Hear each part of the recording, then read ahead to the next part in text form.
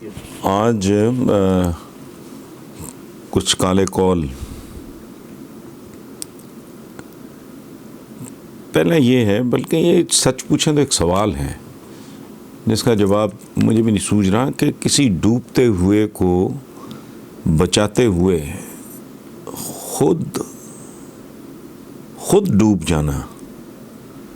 یہ بھلائی ہے یا بے وقوفی ہے؟ کوئی آدمی کسی ڈوبتے ہوئے کو بچانے کے لیے اگر خود کود جائے، خود اس کو بہت اچھی سوئمنگ نہ آتی ہو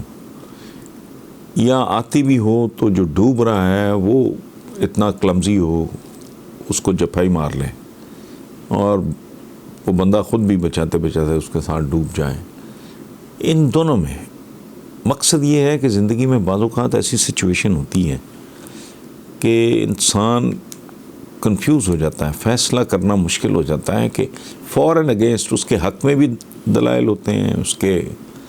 الٹ بھی بے شمار دلائل ہوتے ہیں، اور بندہ ان دو کے درمیان نا کنفیوژن کے عالم میں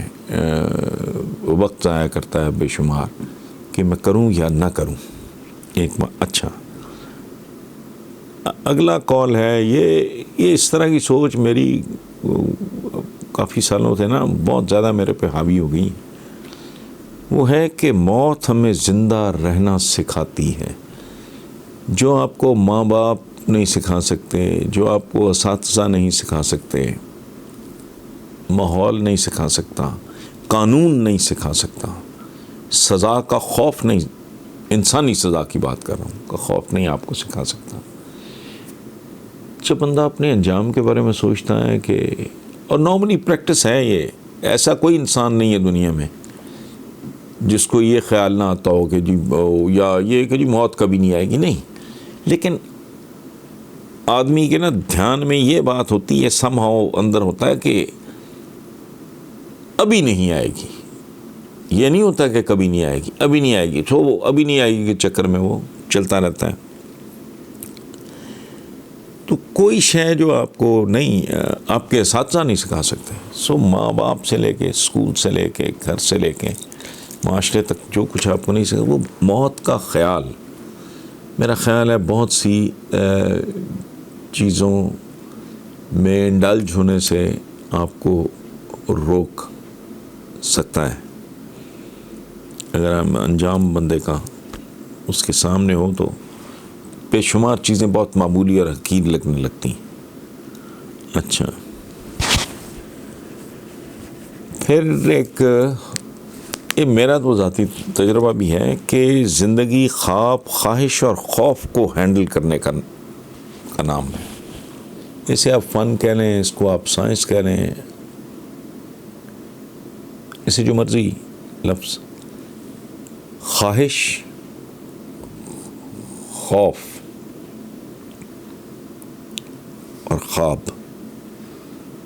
بھی بنیادی طور پہ خواہش کا ہی ایک روپ ہوتا ہے۔ بے شمار چیزیں جو آدمی خواہش کے زیر اثر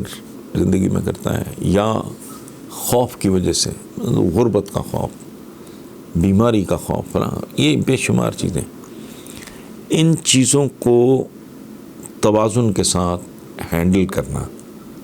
میرا خیال ہے یہ ایک پازیٹیو، ایک صحت مند، ایک کنسٹرکٹیو زندگی، شاید میں تو شیئر کر رہا ہوں آپ کے ساتھ، مجھے نہیں پتا۔ ایک بات بہت دلچسپ ہے، ریل سٹی سے چلتی ہے لیکن سٹی ریل کو چلاتی نہیں ہے۔ اچھا، یہاں مجھے ایک شعر یاد آ رہا ہے، منیر نیازی بہت خوبصورت، بہت ہی عالی شان شاعر ہیں، میری تو ان سے بڑی نیاز مندی رہی ہے، اللہ انہیں کروٹ کروٹ جنت نصیب کرے، بہت خوبصورت انسان تھے۔ ان کا ایک شعر ہے، صبح و کاذب کی فضا میں درد تھا کتنا منیر، صبح کاذب کی فضا میں درد تھا کتنا منیر، ریل کی سیٹی بجی تو دل لہو سے بھر گیا۔ سیٹی کی آواز آتی ہے ریل چلتی ہے، لیکن کیا سیٹی کی آواز ریل کو چلاتی ہے؟ سو یہ ایک کنفیوژن ہے جو زندگی میں قدم قدم پہ آپ کا تعاقب کرتا ہے، اور مختلف سچویشنز میں آپ کو اس کنفیوژن کا سے نکلنا ہوتا ہے۔ آخری بات چلے ایک دو اس کے بعد بھی کر لیں کہ مسل کی طرح عقل بھی مضبوط کی جا سکتی ہے، لیکن مسل کو ڈیولپ کرنے کے لیے جیسے آپ کو جم جانا پڑتا ہے، عقل کو مضبوط کرنے کے لیے آپ کو کتابوں کا جم جوائن کرنا پڑتا ہے۔ اس میں تھوڑی سی اضافی بات یہ ہے کہ انسان کا یہ تو فزیکل سیلف ہے نا، جو ہم ایک دوسرے کا دیکھ سکتے ہیں۔ فزیکل سیلف، ہائٹ کتنی ہے، رنگ کیسا ہے، سینہ کتنا ہے، پیٹ کتنا نکلا ہوا ہے یا نہیں نکلا ہوا، ٹھیک۔ ایک ہوتا ہے بندے کا ایموشنل سیلف، وہ دکھائی نہیں دے رہا ہوتا۔ ایک ہوتا ہے بندے کا اسپرچول، روحانی سیلف، وہ بھی آپ کو دکھا، سوشل سیلف وہ بھی دکھا، سوائے فزیکل انٹلیکچوئل سیلف۔ یہ بھی جسم ہوتے ہیں لیکن دکھائی نہیں دیتے۔ سو ان کو ڈیولپ، یہ چونکہ دکھائی نہیں دیتے تو اس کی طرف ہمارا دھیان جاتا بھی نارملی نہیں۔ فزیکل سیلف کو بناتے سنوارتے ہیں جی، اچھا لباس ہو جی، اچھا پرفیوم ہو جی، اچھا شیمپو ہو یا وٹ ایور، تو اچھی گھڑی ہو جی، یہ سارا وہ، لیکن آدمی کو اپنے انٹلیکچوئل سیلف کا، اپنے روحانی سیلف کا، اپنے جذباتی سیلف کا چونکہ وہ نظر نہیں آ رہا ہوتا، تو وہ ٹوٹے پھوٹے سے اندازے ہوتے ہیں، اس لیے ان کو سو اسپرچول یا انٹلیکچوئل سیلف کو ڈیولپ کرنے کے لیے بالکل جم جانا چاہیے، لیکن وہ کتابوں کا جم ہوگا۔ آپ اگر اسپرچولی ڈیولپ تو سیرت النبی ہے، سبحان اللہ، ایسی ایسی کتاب ہے، قرآن پاک ہے ترجمے کے ساتھ، یہ برکت بہت اچھی بات ہے، لیکن فہم اس سے بھی زیادہ ضروری چیز ہے کہ جو میسج مادری زبان تو اگر ہماری عربک نہیں ہے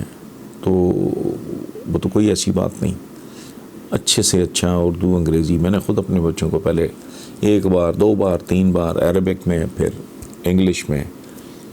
اردو ان کی ٹوٹی پھوٹی ہے ذرا، لیکن اس میں پڑھایا کہ کچھ تو اندر جاتا ہے نا بندے کے، کچھ تو پلے پڑتا ہے۔ سو اپنا انٹلیکچوئل سیلف اس کو مضبوط کرنے کے لیے جو کتابوں کے جم کی میں بات کر رہا ہوں، وہ تو پھر اپنی پسند کے سبجیکٹس ہیں، وہ تو ختم ہونے میں زندگی ختم ہو جاتی ہے، جانکاری تو ختم ہی نہیں ہوتی۔ اور یہ جو پھر آخری کتاب، اور بلکہ ساری الہامی کتابیں، سچی بات، میں تو میرے سامنے پیچھے بالکل بیک پہ، میں تو گیتا بھی ہندوؤں کی کتاب، میں تو وہ بھی پڑھ لیتا ہوں۔ تو